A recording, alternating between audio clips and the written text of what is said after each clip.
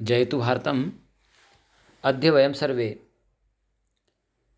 दशमकक्षायां द्वितीयपाठ न्योगृत वृक्षः अर्थात वट वृक्ष, वट का, बरगद का पेड़, इस पेड़ के बारे में आज हम जानकारी लेंगे, पढ़ेंगे। सर्वप्रथम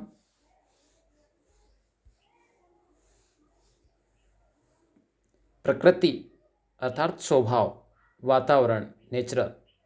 प्रकृति एव पर्यावरण अस्ति। प्रकृति ही पर्यावरण है। तस्य असंतुलनमेव पर्यावरणस्य विनाश कारणम। तस्य यानी उसके, असंतुलन के कारण ही विनाश का कारण है। पर्यावरण शब्द परिधन आवरणम, परिधन आवरणम इत्यनयो, ये दो शब्दों से मिलकर सम्मेलन निष्पन्न बना हुआ है, होता है। अस्यार्थ अस्मान परितः, अस्यार्थ अर्थात इसके, अस्मान यानी हमारे, इसका अर्थ है कि हमारे परितः, चारों ओर स्थित जो है आवरण, जो ढका हुआ है, वह ही पर्यावरण है। पर्यावरण क्षरणेन, पर्यावरण के क्षरण के द्वारा उत्पन्ना या समस्या, जो उत्पन्न जो समस्याएं हैं, तासु, उनमें प्रमुख समस्या है ओजन परत। इत्यस्य क्षरणम, एका प्रमुखा समस्या, ये एक प्रमुख समस्या है। अब ओजन परत को तो आप सभी जानते हैं। ओजन परत वो परत होती हैं जो सूर्य की परावैंगनी किरणों को हमारी धरती तक आने से रोकती हैं। अस्या प्रमुख कारणम वनानां व्यापक रूपेण नाश अपि अस्ति। इसका व्यापक कारण जो है वनों का व्यापक रूप से विनाश होना। संस्कृत साहित्य में सप्तमी विभक्ति एकवचन तू यानी तो, संस्कृत साहित्य में तो प्राचीन कालादेव, प्राचीन काल से ही, प्राचीन कालात एव, प्राचीन कालात एव,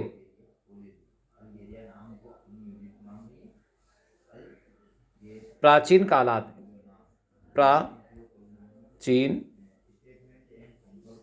कालात, प्राचीन कालात एव, यानी प्राचीन कालात, सप्तमी विभक्ति एक वचन,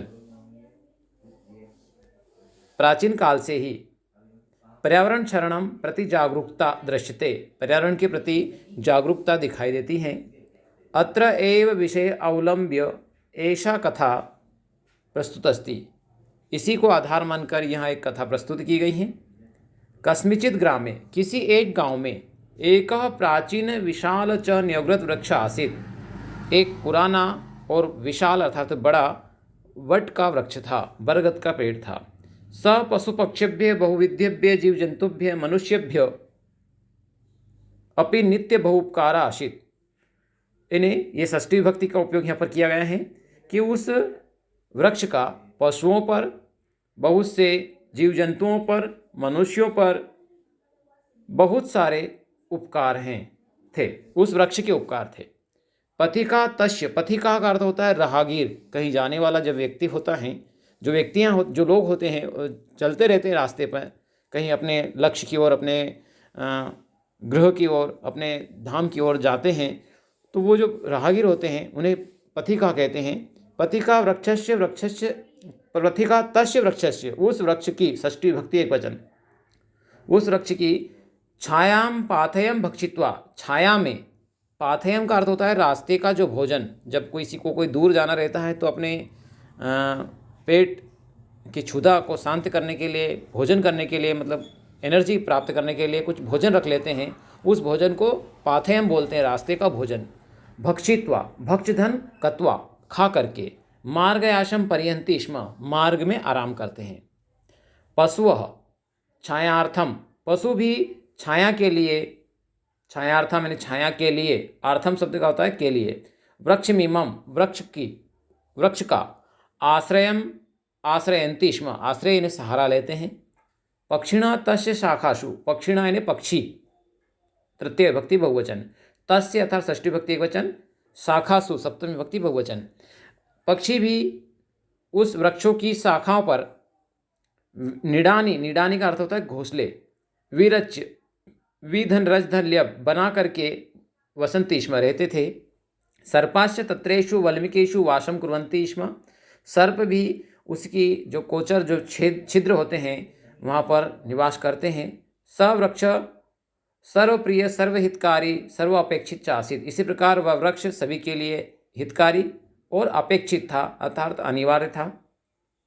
तस्य न्यौग्रत वृक्षस्य शाखायाम एकः काकः बहुकालात् वसन्ति स्म, उस न्यौग्रत वृक्ष की शाखा पर सप्तमी विभक्ति एक वचन एक कौवा बहुकालात् पंचमी विभक्ति एक वचन बहुत पुराने समय से रहता था।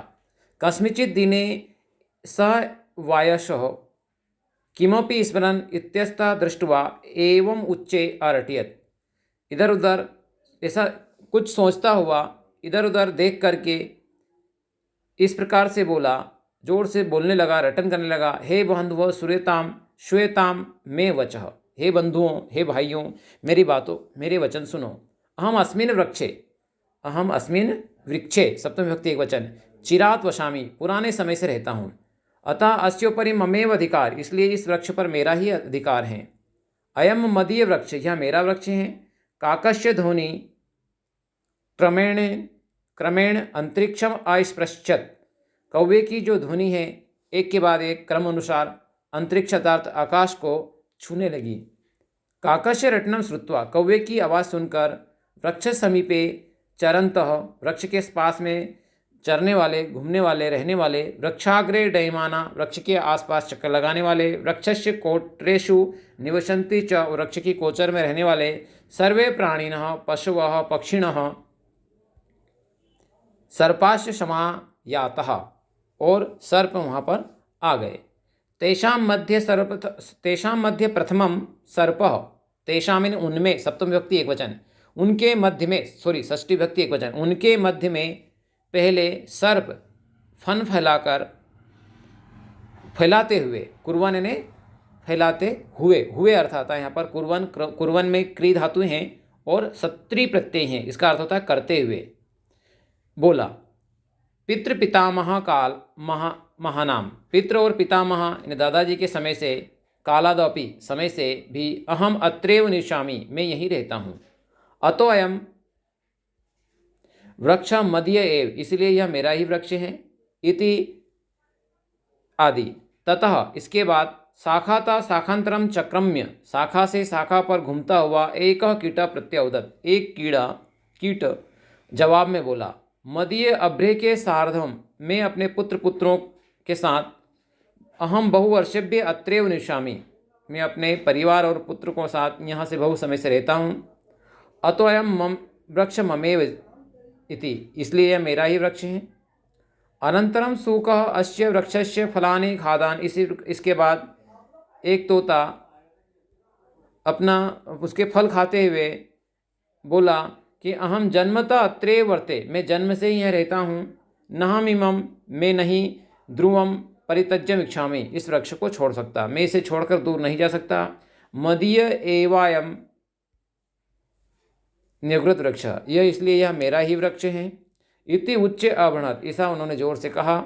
ततश्च, और इसके बाद तत्रत्या अपरिमिता क्रमया कीटश्च, इसके बाद उस पर रहने वाला कीट पतंग, अयम तरु अश्वमिदयम, यह वृक्ष मेरा ही है। एवं इत्युक्त्वा, इसी प्रकार बोलकर वृक्षोपरि स्वयं अधिकारम घोषयन्, अपना अपना अधिकार का घोषण करते हुए विचित्रम कोलाहलम अकुर्वन्, विचित्र प्रकार से आवाज़ें करने लगे। अत्रांतरे कश्चित अजापुत्र, इसके बाद कोई बकरी का पुत्र अर्थात बकरा वहाँ पर आता है। सोपि तस्य तरोपत्राणि खादन नंदति स्म, वह भी उस वृक्ष के पत्ते खाते हुए प्रसन्न रहता है। तम दृष्ट्वा सर्वे प्राणिनः निर्णयम कर्तुम तम प्रार्थयत, सभी प्राणी उनसे निवेदन करते हैं, निर्णय करने का निवेदन करते हैं। सर्वेषां वचनानि श्रुत्वा स अजा अवदत्, सभी के वचन सुनकर वह बकरी का पुत्र बकरा बोला, अस्तु मया समेषां समस्या समाकरणिता, मेरे पास इस समस्या का समाधान है। इदानीं मम वचनानि यूयं सर्वे यूयं शृणुतः। इदानीं इस समय आप सभी मेरे वचन को सुनो। काश्चन शाखा काकेभ्य, कुछ शाखाएं कौवे को, शाखांतराणि च क्रमी कीटभ्य, कुछ कीट पतंग को, मूल सर्वेभ्य, मूल सभी को, अनेन प्रकारेण सर्वेभ्यो अपि वृक्ष विभज्य दास्यामि, इसी प्रकार मैं वृक्ष के खंडन करके टुकड़े करके सबको दे दूंगा। अस्मिन्नेव ग्रामे कश्चन वृक्ष भेद छेदकः मे मित्रम अस्ति, इसी गांव में कोई लकड़हरा, वृक्ष छेदक अर्थात लकड़हरा, में मेरा मित्र है। तम आहुयामी, उसको मैं बुलाता हूँ। इमं वृक्षम खड्डश कर्तुम, इस वृक्ष के टुकड़े करने के लिए, कर्तुम इन्हें करने के लिए, तुमुन प्रत्यय इसमें। अजस्य निर्णय सर्वे स्वीकृत, बकरे का निर्णय सभी ने स्वीकार कर लिया। अतः सर्वे अपि वृक्षछेदकस्य समीपम गत्वा, सभी वृक्ष काटने वाले अर्थात लकड़हारा के पास जा करके न्योग्रत वृक्ष छिद्वा तस्य भागानाम वितरणार्थम, न्योग्रत वृक्ष को काट कर उसके भाग को बांटने के लिए प्रार्थना करने लगे। परम सोपि काष्ठ भेदकः, परंतु वह लकड़हारा बोला, पूर्वम अहम वृक्षान छिदनम स्मः, मैं पहले वृक्ष को काटता था।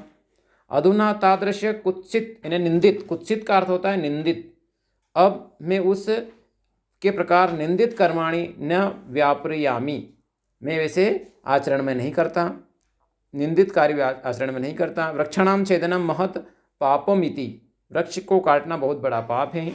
मया अधिगतम अस्ति, मैंने ऐसा समझ लिया है, पता लग गया है। अतः न्योग्रत वृक्ष छेदनम अहम न करिष्यामि, इसलिए मैं न्योग्रत वृक्ष को नहीं काट सकता। इति आदि। तथापि सर्वे प्राणिना तम वृक्षम छेदुम यदा निर्बद्ध अकुर्वन्, इसके बाद भी सभी प्राणी वृक्ष को काटने के लिए, छेदुम इन्हें छिंदन कर्तुम, तुमुन काटने के लिए प्रार्थना करते हुए बोले, अस्तु तर्हि प्रथम मैं वच सुनुत्वा, तब वह बोला कि पहले आप मेरे वचन सुनो। यूयम सर्वोपि अनेन वृक्षेण उपकृता एव, क्या आप सब पर इस वृक्ष के अनेक उपकार हैं।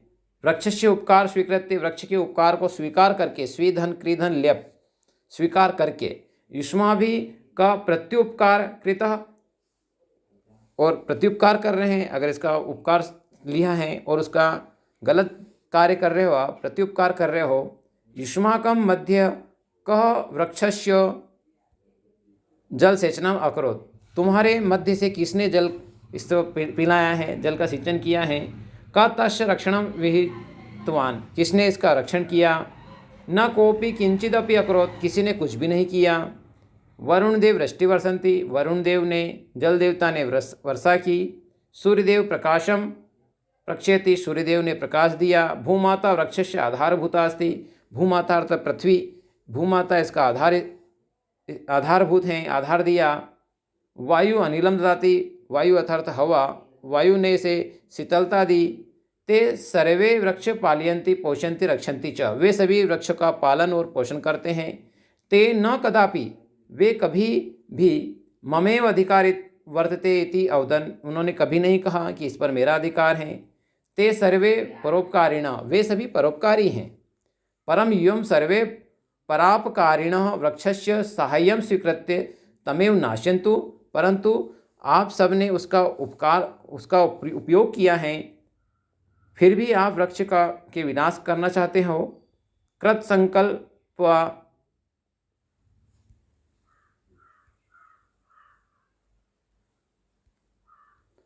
संकल्प यूयम स्वाश्रमेव नाश्यत, अपने संकल्प की पूर्ति करने के लिए उसका विनाश करना चाहते हो।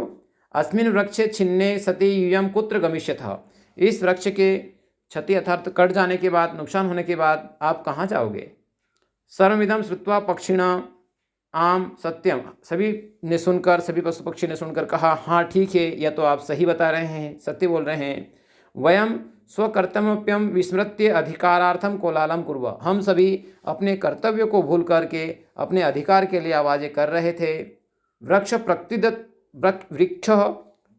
दत्त वरः, वृक्ष जो है प्रकृति का वरदान है, अस्ति हैं। सा न कस्यापि एकस्य संपता, वह किसी एक की संपत्ति नहीं है। भवितुम अर्हति, किसी एक की संपत्ति नहीं होती है। अस्माभिः सर्वे मिलित्वा, हम सभी को भी मिलकर वृक्षस्य शरणं संवर्धनम समारोपणम च कर्तव्यम, हम सभी को वृक्ष का संवर्धन, रोपण और रक्षण करना चाहिए। कर्तव्यम, इन्हें करना चाहिए। न तो विनाशम कार्यम, न कि विनाश कार्य। इति दृढ़ निश्चय अकुर्वन, ऐसा दृढ़ निश्चय करते हुए, अकुर्वन इन्हें करते हुए। अस्माभिः मानवे, हम सभी मानव को, अब हम पर बातें आ जाती हैं, हम शिक्षक और छात्र, हम पर बातें आ जाती हैं कि अस्माभिः मानवे, हम मनुष्य को भी वृक्ष संपत वर्धनीया, ननु ननु यानी निश्चित, इसलिए हम सभी मनुष्यों को भी वृक्ष की संपत्ति को बढ़ाना चाहिए। हम छात्र एवं शिक्षकों एवं पालक, अभिभावक, हम सभी को भी, हम सभी समाज के लोगों को भी वृक्ष की संपत्ति को निश्चित ही बढ़ाना चाहिए।